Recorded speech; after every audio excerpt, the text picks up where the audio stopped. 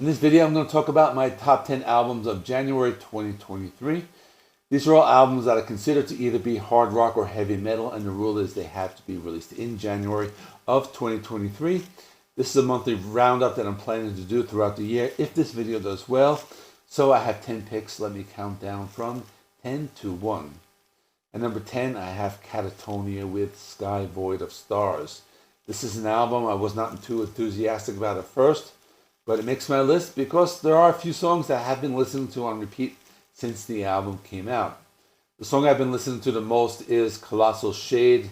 It has a very infectious guitar riff, and I like the progressive rock feel to it. I also like the opening track called Austerity. It has some elements of like Opeth or Porcupine Tree. My favorite was the last track, No Beacon to Illuminate Our Fall, and it has lots of progressive rock and metal elements.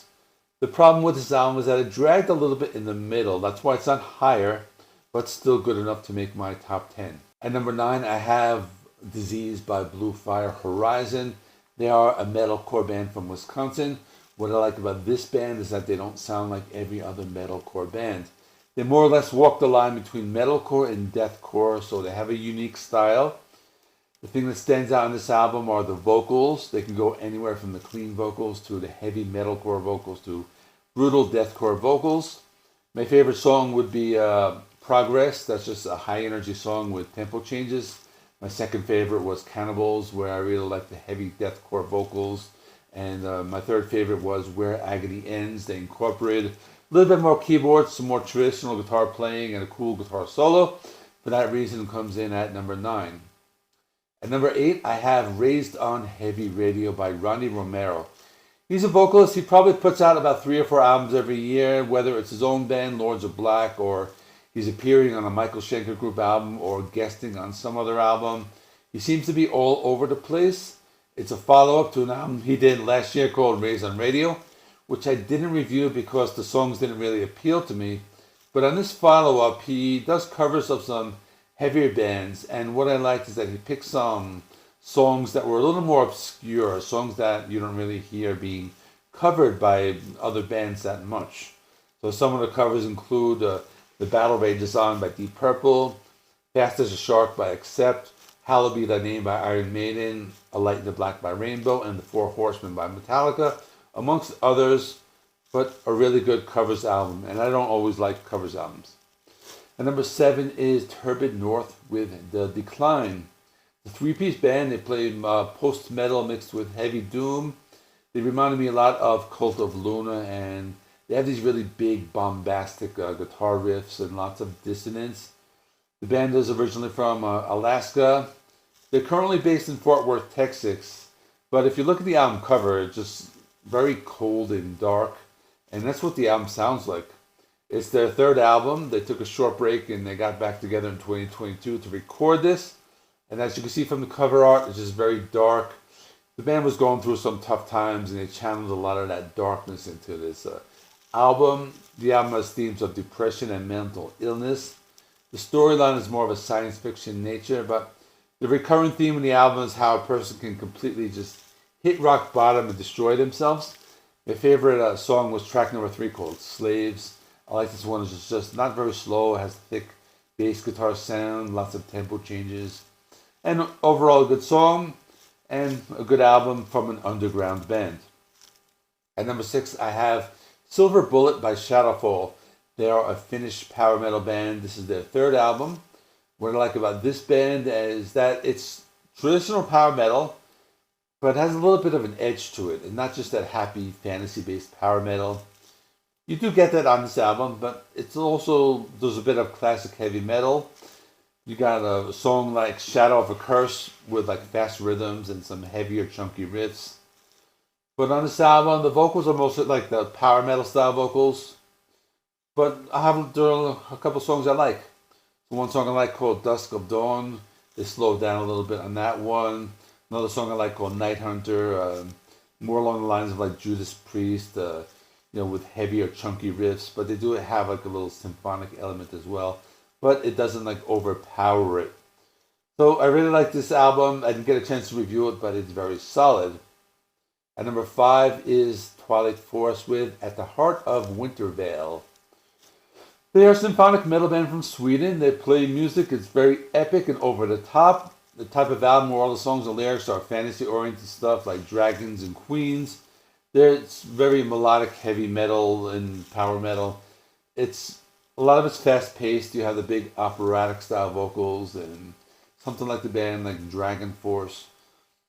They have lots of great songs. I like the longer songs. So, like, for example, Highlands of the Elder Dragon. It's like 10-minute long song. Everything you would expect. You got the old man telling the story, and it sounds like a Lord of the Rings score at one point. And then another long song called The Last Crystal Bearer, which has the fast drum beats, melodic vocals, galloping guitar riffs, and got these different characters speaking. And overall, very good. This band reminded me of something like Stradivarius or Sonata Arctica. Overall, very good band, and the band is fairly new on the scene. And number 4 is the self-titled album by Beyond the Black. They are a German symphonic metal band formed in 2014. This is their 5th album, and it's very enjoyable. I think you can compare this band to something like Nightwish. They have their own style. They are a female-fronted band. Most of their vocals are by their main vocalist. Her name is Jennifer Haben, but they have some male vocals, and they contrast the female vocals, and it makes it sound very good. So lots of great songs. Winter's Coming. I like that one. It's more like European power metal. Dancing in the Dark. It's just one of those like very epic songs. Sounds like warriors getting ready to go into battle. You got Reincarnation, where they kind of strip it down, playing more like a folk rock kind of thing with the acoustic guitars and the wind instruments. But overall, the album's very heavy. It's very melodic, and it's at number 4 for that reason. At number 3 is Uriah Heep with Chaos and Color. I just reviewed this, so I don't even need to go into too much detail, but they are one of the pioneers of hard rock and heavy metal. They came out with their first album in 1970, and they've been releasing albums pretty consistently over the years. A band that was only familiar with their early albums and never really paid attention to anything they did in the later day. But this one caught me by surprise. I had it ranked at number 3, so you could tell I liked it a lot. As at the time of this recording, it's only been out for like 2 days, but mostly 70s style hard rock, similar to like Deep Purple, but they have some like longer like prog rock songs like towards the second half of the album. So I enjoyed it. For that reason, I have it at number 3. At number 2, I have Riverside with ID Entity. They are a progressive rock band from Poland. This is the first time I ever listened to this band. I'm kind of disappointed I didn't have time to do a full review because the album was very good.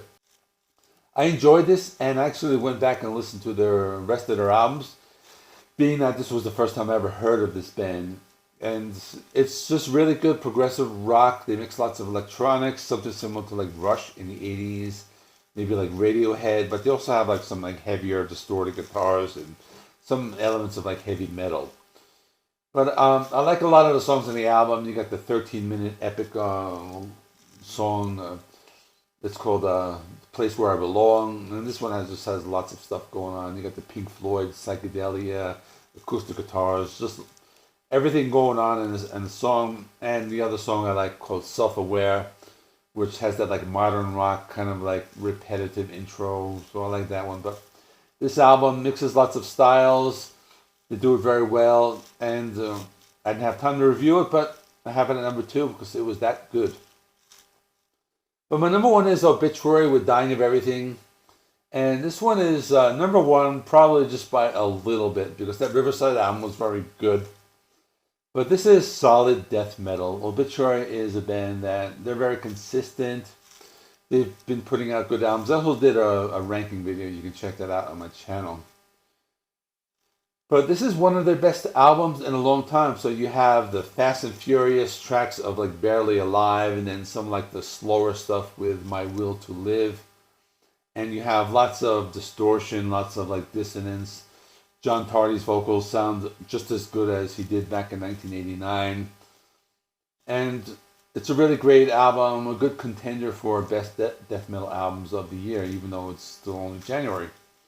And that's it. So I'm going to link a playlist of all of my full reviews of 2023 where I actually have 6 of the 10 albums that I mentioned in this video.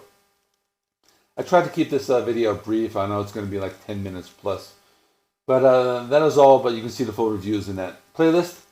Thanks for watching. See you in the next one.